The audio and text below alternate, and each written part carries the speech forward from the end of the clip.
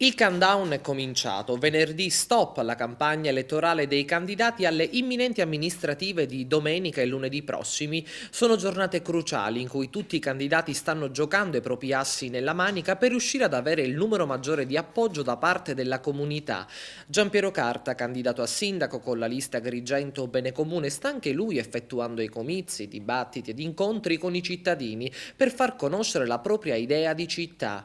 Al suo fianco i leader nazionali dei partiti che lo sostengono. Dopo Antonio Di Pietro, domani scende in campo Paolo Ferrero, segretario nazionale di Rifondazione Comunista, e venerdì Nichi Vendola, leader nazionale di SEL, Sinistra Ecologia e Libertà.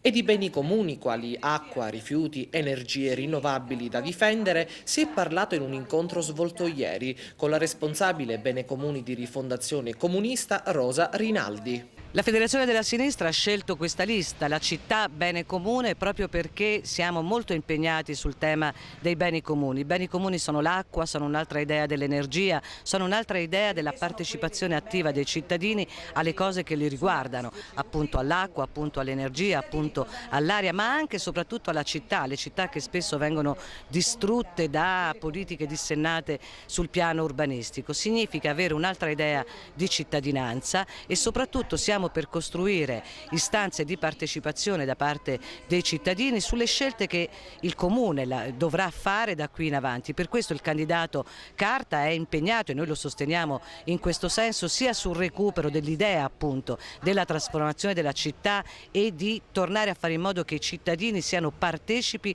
di ciò che li riguarda nella vita cittadina. Oggi parliamo di sviluppo sostenibile, perché parliamo di beni comuni, parliamo di quello che ormai hanno privato da qualche tempo, hanno pensato che l'attività privata possa essere trasferita in qualunque settore. Non è così. Noi abbiamo anche costituzionalmente alcuni diritti che sono inalienabili, come il diritto alla salute, che consente ai cittadini italiani, diversamente dai cittadini di altri paesi, di poter non distinguere tra ricchi e poveri, ma di avere tutti gli stessi diritti.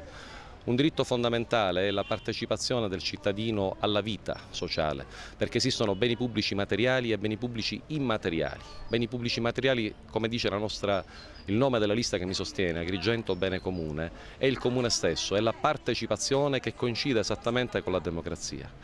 Quando noi abbiamo fatto il referendum per l'acqua ci davano per pazzi, perché pensavano che dopo 20 anni di quorum referendario non raggiunto non ci fosse più la sensibilità.